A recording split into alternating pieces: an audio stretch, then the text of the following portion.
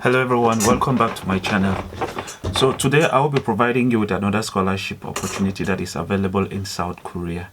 That is AMA, Korea National University of Arts.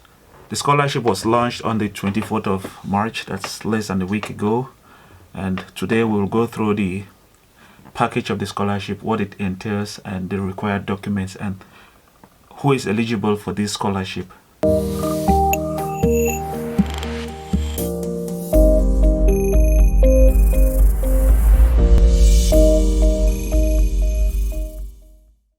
Welcome back. Please, if you know you've not yet subscribed to the channel, please make sure you do. Make sure you hit the like button, subscribe, and then most especially turn on the notification so that you don't miss out on any eventual video that will be coming out about scholarship live in South Korea and scholarships around the world. So welcome to my computer. What you have to do is go to Google and type Korea National University of Art. So when you click on that page, Google will present you with the first option, Korea National University of Art. You have to select that one, and then it will take you to the university's website, which says Korea National University of Arts. This is it, to the left side of my screen. Scroll down and then go to Notice. 2023 AMA Scholarship Intake Open. We have to click on this one, and then the announcement page will appear, which says we are pleased to announce updated AMA application guidelines and form for 2023 academic year. So what you have to do is continue reading. As we have changed our application online since last year, all documents should be uploaded online during the given period. So it is important to take note of the date. It says from May 30th to June 10th, which means the announcement has been made 1 month and about 3 weeks to prepare your documents, and then you start the online application, because April will come and go and then May 30th. So it's basically almost 2 months left. So what you have to do is get your documents ready. So it says, and only the final grantees will need to send the original documents of application. So what they are trying to say here is that you would apply online, and then if you have been selected, that's when you would have to send your original document. Original documents does not necessarily mean your original document. It could be apostilled documents which have been legalized. So let's continue going down. What we need to do is go down and then look for 2023 AMA Plus application guideline and form. We use the PDF format. So I will open the PDF. It says 2023 AMA Plus Arts Major Asian Plus. So Korea National University of Art. Let's go down. So on the content, you have the admission process, eligibility, and countries that are eligible for admission, and then required documents, and then the scholarship benefits. So the first 6 will be of importance to us. We're going to cover all of that and what you need to do so as to gain the admission. So the first one is the application guideline. It has the admission process, the date. This document came out on March 24th, 2023.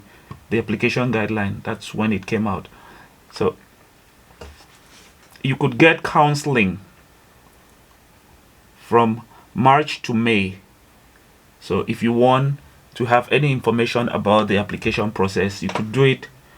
So it says here admission counseling. You can do it through email, phone, or visit from 1 p.m. to 5 p.m. on work days only. So it says here no inquiries on Facebook, Instagram, Kakao Talk, or anything else. So you have to please arrange your visit in advance if you plan to visit. It doesn't mean, it means this one is for those who are already in South Korea. So it's important to note that even if you're not in South Korea, you can apply. This one is for people who are already in South Korea. They can arrange a visit. They can visit there in person, but there is no campus tour. You just have to visit and then inquire about admission. And then it says here from May 30th to June 10th, online application submission.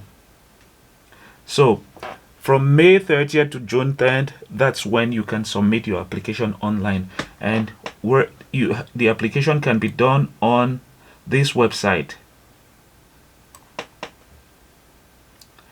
Application will close at midnight June 10 Korean Standard Time.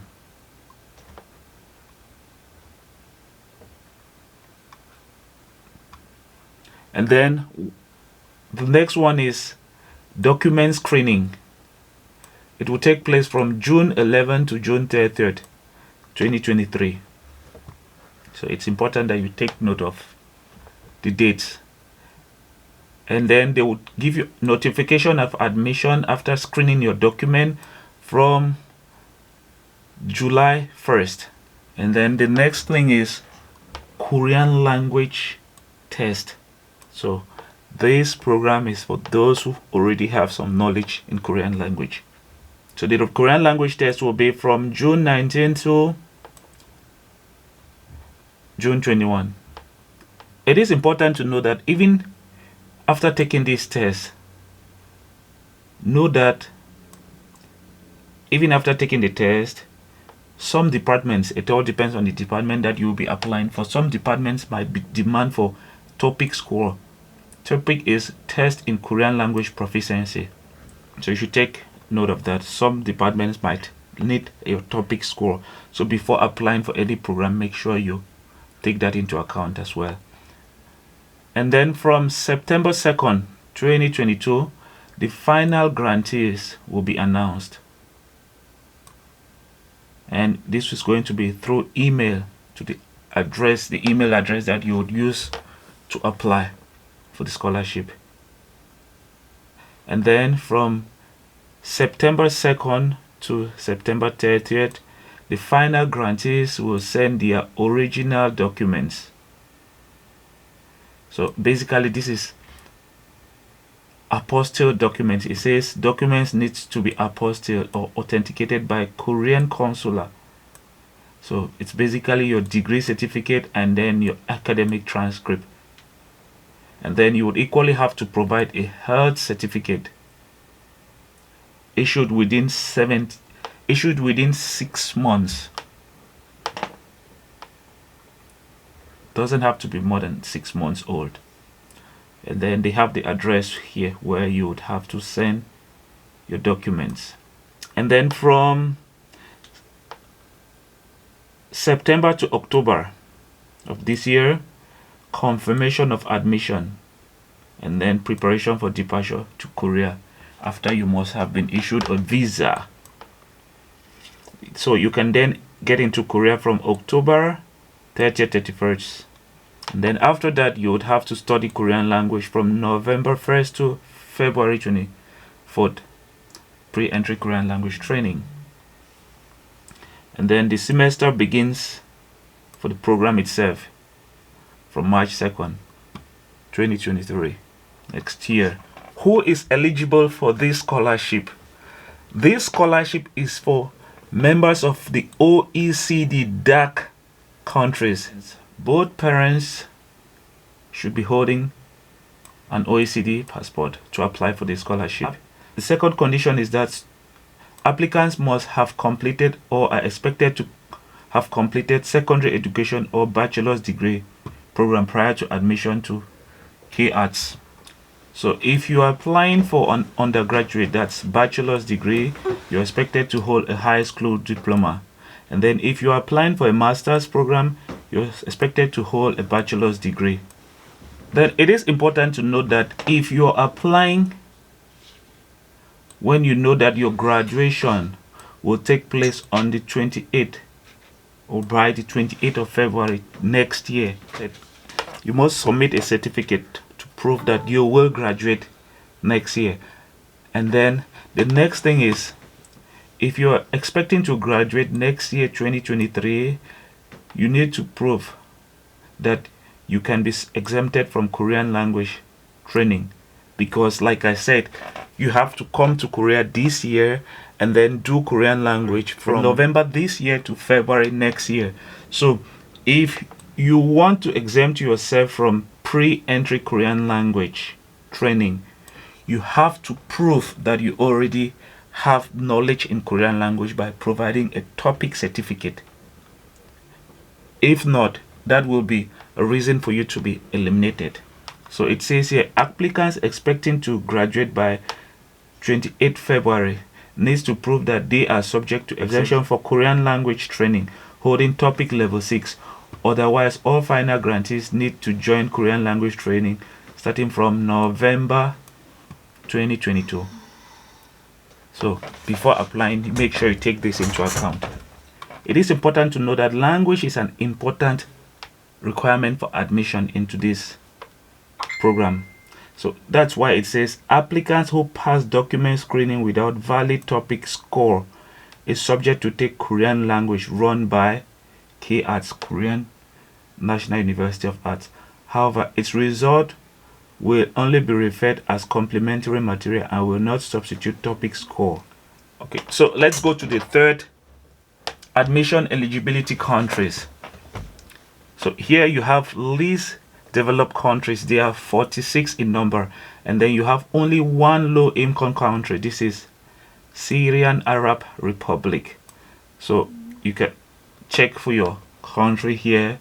These are the countries that are eligible for application. If your country is among the list, then you can apply for the program. So you have 46 least developed countries, one low income country, lower middle income countries and territories you have 36 in number, and then upper middle income and territories you have 56 in number. So it's important that you make sure that you are eligible. Your country is among the list of countries that can apply before you apply. The fourth one is required application documents. There is the first one, application form, which is the first form. It is at the bottom of the application. The next one is personal statement. You have to prepare a personal statement. Then your study plan, personal medical assessment, letters of recommendation from your previous university teachers or professors. The reference letters should be signed within 6 months as of date of submission. Additional points: if your recommendation is from a government agency, especially OD agencies and or Korean embassy, representative of public education cultural institution, you will receive additional admission points. So where your recommendation comes from is very important as far as this application is concerned. You would equally have to sign a letter of consent form. So a letter of consent form simply means you're giving them the right to personally verify every information that you provide. You're giving them the authorization to personally verify every information that you would provide to make sure it's authentic. All right, the next one is scholarship benefits. What is the package that comes with this scholarship? The first one is airfare. They'll provide you with your air ticket. They'll provide you with an air ticket from your home country to South Korea, and then you would equally receive a monthly allowance. It stands at 800,000 won. That's less than $800. And then Korean language training, 4 months intensive language training before entrance Korean language course during winter and summer. So you would receive a 4 months intensive language training, and then tuition fee, your school fees, it's full coverage, regular semesters only. And then settlement allowance. Once you get into Korea, you will be provided with 200,000 won for the first entry into South Korea. Health insurance, it's very important, especially when you have to go to the hospital, because without the health insurance, hospital bills will be killing. So they'll provide you with Korean National Health Insurance, as an international student. So it is important to note here, the first one says airfare for entry into Korea will not be provided to a grantee that has been staying in Korea as of the date of announcement of the final grantees. So if you're applying while you're already in Korea, know that you will not be provided with airfare. And then next one is the university does not compensate expenses for insurance for traveling to and from Korea. It is important that you know the package. This is the most important because studying in any country requires you to be comfortable. So you have to take note of the scholarship benefits. I think this is one of the best scholarships in Korea. It falls among the list of best scholarship. Like in one of my videos, I provided a video which you can click up here and then watch the 5 best scholarships to consider in South Korea. If you go to that video, you could get a lot of information about other types of scholarships that provide good scholarship package for international students. So guys, that's it. Like I said, this scholarship, the online application begins in May 30th. So you have some time to prepare your documents and then begin the online application. I wish you the best and see you in the next videos, guys.